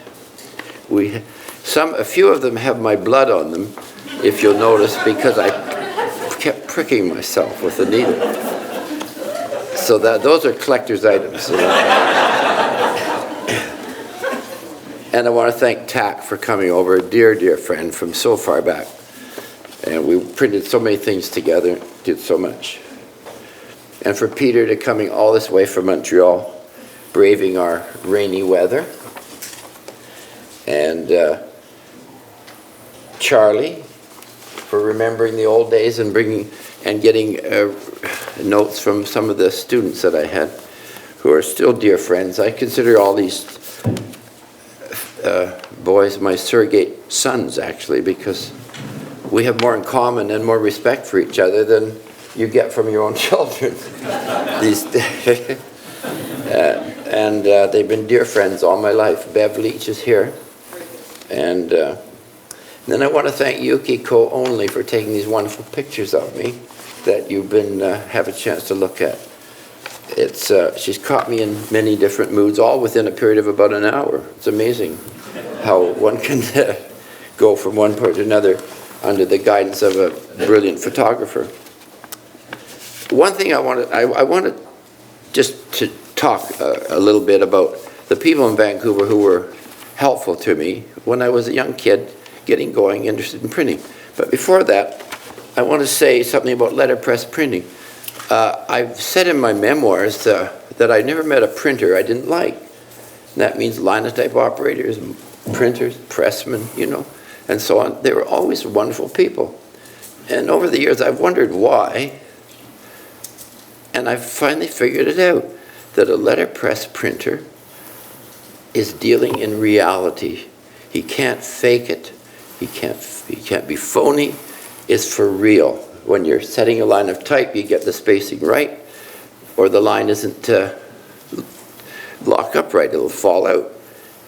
If you're making ready on the press, you do it right. You're dealing with reality. And when you're dealing with reality, you become a real person yourself, because you can't pretend or anything anymore. Especially when you're locking up a form. You have this, you lock it up with the coins and the platen in the chase, and you pick it up. If everything isn't perfect, it'll all fall out, because it's loose, you see. So it's attention to detail, patience. It seems to make for character in people. Anyway, I've never found a printer I didn't like. But that's a letterpress printer. I'm not talking about other printers.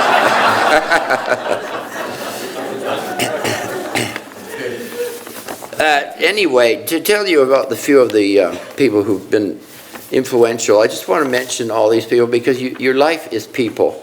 It's what you do, yes, but it always involves people and how they help you or work with you or against you, I won't mention anybody who's worked against me. But I want to thank the Hudson's Bay Company for having a wonderful toy department in those days. A whole half floor of toys. And I'm walking through as a little kid, and I still remember seeing on the shelf this box with a printing press on the side of it. That started me off. And then Lang Sands, who was the owner of the Abbotsford, Sumas and Matsqueen News, had a linotype machine, and they had a press in the basement that printed the pages like this. They came off the press, printed letterpress, of course. And he used to give me offcuts to run through my little rubber type press. And he'd let me come down and stand and watch the pressman feeding on the platen and so on. Kept my interest going. And there was a man from Seattle, Anthony Moiteray, who was in advertising, he was a friend of our next door neighbors in Abbotsford, and he found out I was interested in printing. So he introduced me to the National Amateur Press Association, which is a gathering of Americans who had private presses, little presses, not private presses, but hobby presses, and they print things, and every month send out an envelope of printing. So I saw what people could do through that. It's exposure and so on. So thanks to Mr. Anthony Moiteray, taking an interest in a young kid that was vitally important to me. Then my sister gave me a real printing press. Marion, my sister Marion, my father died and left her a bit of money, and she used some of it to buy me a real printing press from the BC Printer Supply here in Vancouver. And I had it out in Abbotsford, and I went to Chauvet Parks in Vancouver, which was a type house, and bought some type from Mr. Parks, Len Parks, who cast up fonts for me, and printed with it. Finally, I moved to Vancouver, and I had the press here. But it was a hand press, and you couldn't get the impression you needed. So I bought working at the brewery in the summertime, I used the money to buy a platen press that you could treadle, a real press. That's the press I printed the Fraser Mines Vindicated on. But along the way I met, there was a Mr. Tom's at the BC Printer Supply over at the corner of Hamilton and Dunsmuir, just opposite the old art school. There's a restaurant there now. And you could go in and just buy type right off the shelf. Nowadays, you have to buy it secretly from somebody in San Francisco or something. I don't know what you do, where you buy type now, but you could just go in and buy it off the shelf. It was wonderful. And there'd always be a press sitting in there for sale, a platen press or something. And it was a magical place for me. And then the Toronto Type Foundry, Mr. Gordon, had another place over on Seymour Street, so you could go there too and buy things. And they were always very nice to me when I'd come in, and sometimes they'd give me a deal on a font of type or something, and so on. But then you had to have ink, paper, and Columbia ink. Great guys who mix up special colors of ink for me. There's a few pounds. Obviously they didn't make any money on it, but you could make really good ink. If you wanted a bond ink for printing on bond paper, stiff, or if you wanted a soft ink, they could tell you how to do it, what to do. The tax nodding in agreement, because he realized what we went through, getting the right ink on the right paper. That's what I mean about the realities of printing. You can't fool around. You got to do it right. And then between the technical part of it, when I was at university, my second year English professor was Stanley Reid, who I went to when I wanted to do a book. I'd seen it in the library, a book, and I said, I want to do a book. Well, that's easy for anybody to say, but I happened to have a printing shop in my basement, so I could do a book. It was a bit different. And Stanley sent me to Kay Lamb, who was very, very wonderful. He was still librarian at UBC at the time. He became Dominion archivist later. And he wrote the introduction for the first book I did, and everybody was so helpful. While I was there in the summer typing, there was no way to copy things in those days, so I had to actually take a typewriter out and type out the manuscript from the book, because to copy it with, photographically would have been very expensive. So obviously I have the summer free, being a student. And one day Ann Smith, the reference librarian, came in and said, come across, follow me. And I went across to the periodicals room. And she brought out all the books the university library had on printing and put them all on the table for me. Because she realized I didn't know anything about printing. I didn't know what I was doing. I was just going to print a book. And I spent the whole summer with those books from England, from America, from Europe, and it was opened my eyes, of course, and that was the beginning of truly learning about fine printing and how you do things, and an inspiration to me, thanks to Ann Smith, wonderful woman. Then, of course, when I wanted to print a book, where was I going to get some decent paper? Because in Canada, there was only one kind of book paper, fine paper, called Byronic text. And it wasn't anything special. Whereas I'd been looking at stuff from the American amateur printers, beautiful papers they were using. So I went to Bill Marshall at the Coast Paper and said I wanted to find some decent paper. So he found some American paper made in Massachusetts called Courtly and imported it for me. And I printed my first book on it. Subsequently, they started bringing in the whole line of that paper in book and cover weights because there was such a wonderful paper and it was never available before. While I was at university, I was printing this book for a couple of years, but I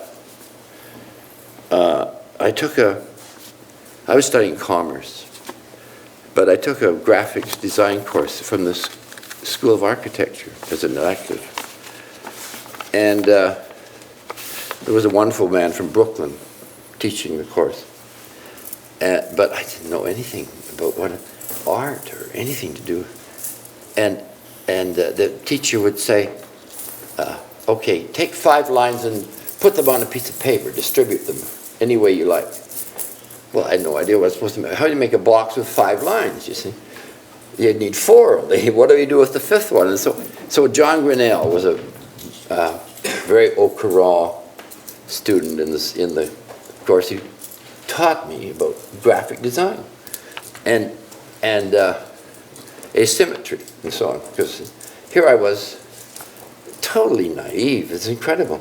But so John Grinnell was a big influence on me. He imported the first hardware chair into Vancouver. He was an American boy, actually. And Peter Cotton was the first student at the School of Architecture, and I printed Christmas cards and things for him on my press in my basement. When I graduated, he said, why don't you start a printing shop?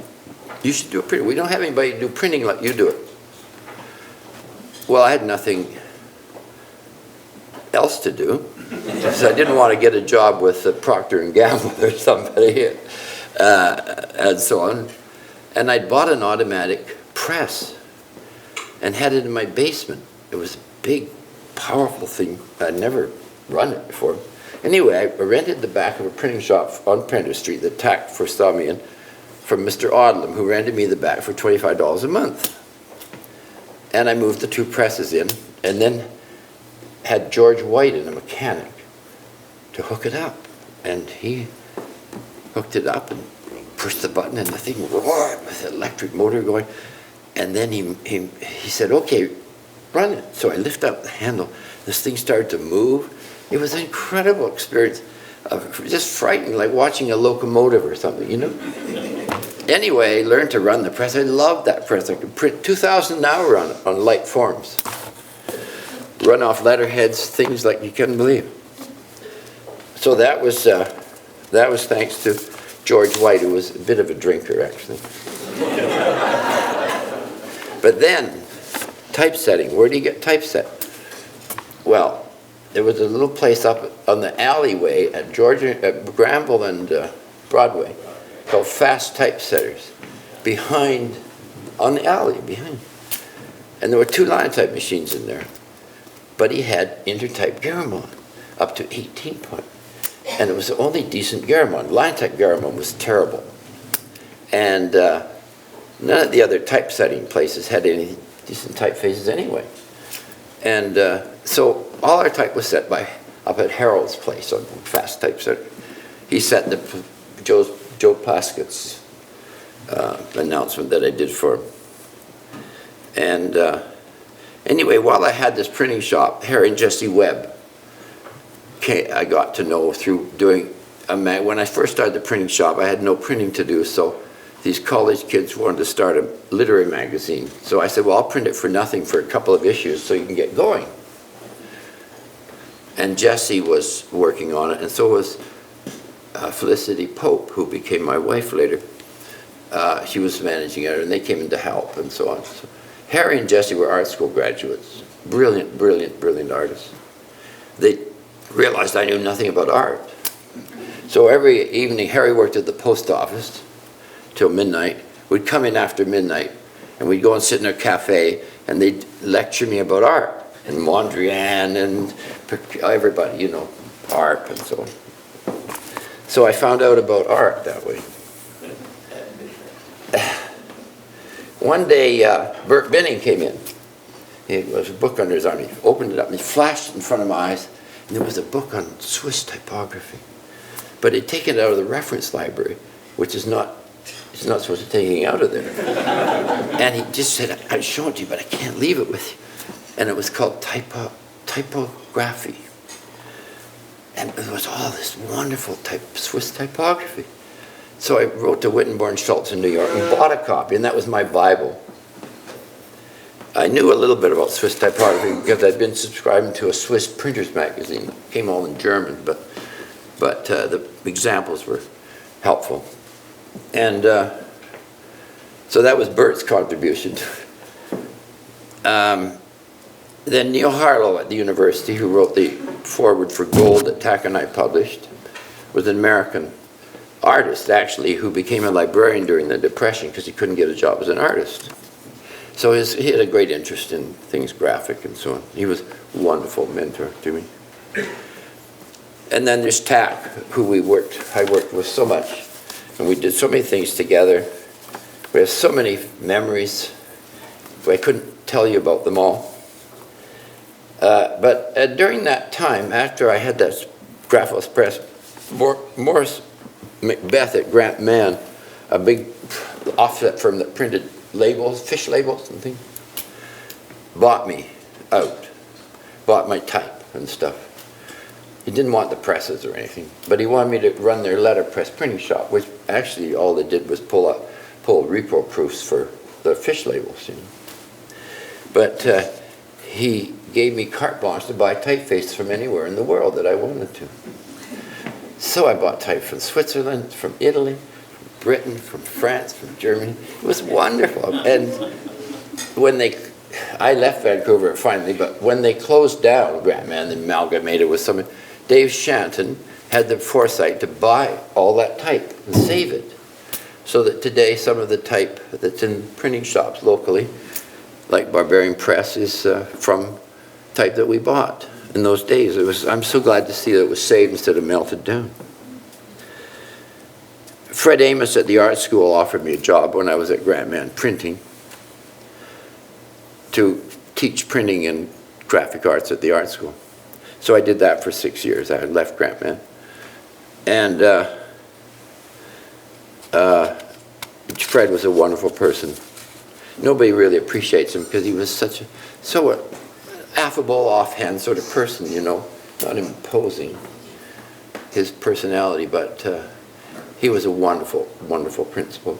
These people have all meant so much to my life and to other people's lives, like students who came to the art school with no qualifications, and Fred would let them come in and let them hang around for a couple of years till they caught on and became and flowered and so on. He's a wonderfully human person.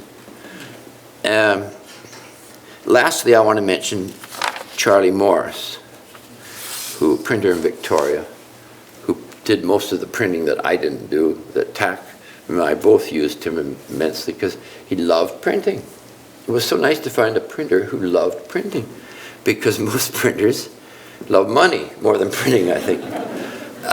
And Charlie would love typefaces, and he'd buy a typeface. Most printers don't think of type as earning them money. They think of presses as earning them money because the faster the press goes, the more they're earning. And buying type is kind of an extra expense to them. Whereas to Charlie, he was happy to buy some type because he liked type too. He was a linotype operator from America, a bit American actually, although he was originally Canadian. But he was just a wonderful person. I so wish some of these people could be here to talk about old times and these things, because it was such a wonderful time in Vancouver, working with all these people and having them here, having them around to share our love of whatever with them, you know. So that's all I really have to say. Charlie Morris was my dad. Charlie Morris was my father. Oh, Bill, Bev. You know, because he didn't know my dad.